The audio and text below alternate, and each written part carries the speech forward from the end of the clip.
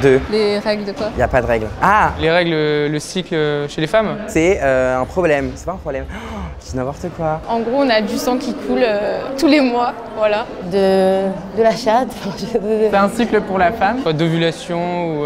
J'ai pas suivi mes cours d'SVT. Alors, les menstruations, en fait, c'est la couche d'endomètre qui est censée être là pour accueillir l'enfant, qui s'écoule et qui se transforme en sang menstruel. C'est du sang qui coule, c'est du sang qui coule. Et c'est pas dégueulasse contrairement à ce que certaines personnes peuvent penser. Et ça peut aussi virer à des types de maladies comme l'endométriose qui est malheureusement pas beaucoup parlée ou véhiculée par les médias.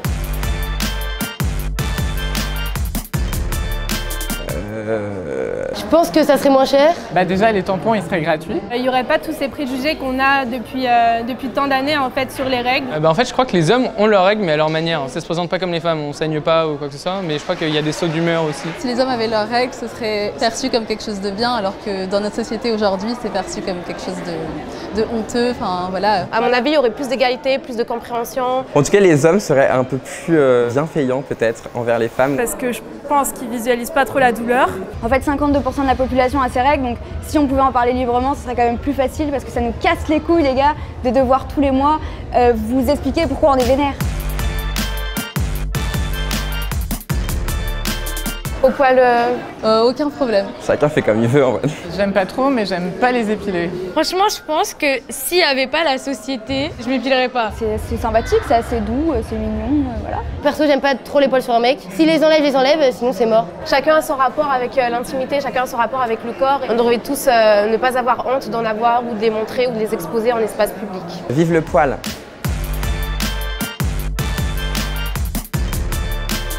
Je m'étais jamais vraiment posé la question. Je pense, ouais. Oui. Après, il fait comme il veut. Oui, voilà. Non, il fait pas comme il veut. Enfin, c'est... non, il doit s'épiler. Un homme fait ce que bon lui semble. Pour ma part, non, je vois aucun inconvénient, il n'y a pas de problème. Enfin, s'ils ont envie de le faire, ok, mais... C'est plus agréable? Bah, ça dépend, chacun fait ce qu'il aime, quoi. Je trouve ça un peu bizarre. Ça nous remet à une condition de... J'ai 12 ans, quoi, donc... Non, pour moi, il fait ce qu'il veut. Comme moi.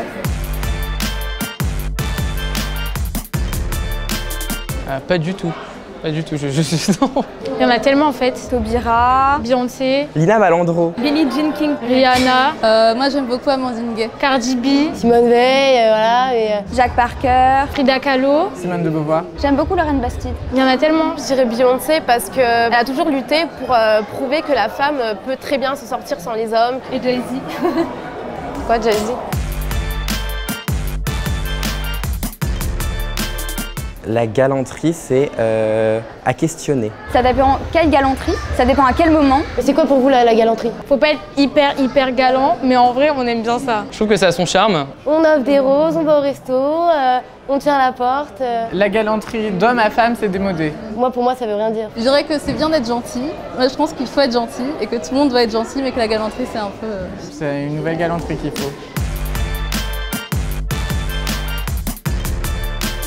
Un truc plutôt positif. Je pense que toutes les filles, elles ont au moins une anecdote à raconter. C'est bien que des femmes puissent s'exprimer. Enfin, je pense que c'est un bon début, en tout cas. Et il y a beaucoup de gens qui pensent que ça arrive qu'aux autres, alors que pas du tout. Comprendre que pour certaines, ça peut être une honte d'être harcelée, violée, agressée, etc. Enfin, c'est des mains, des réflexions et c'est juste relou en fait. En fait, c'est simplement une libération de la parole d'un truc qui n'était pas normal. Mais j'ai regardé des statistiques il y a pas longtemps.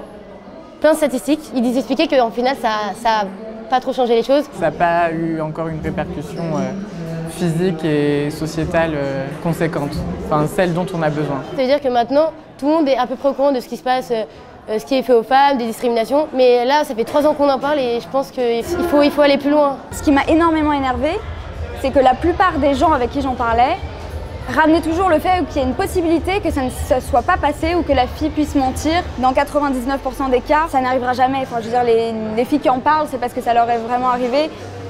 C'est tout. Ça m'a saoulée.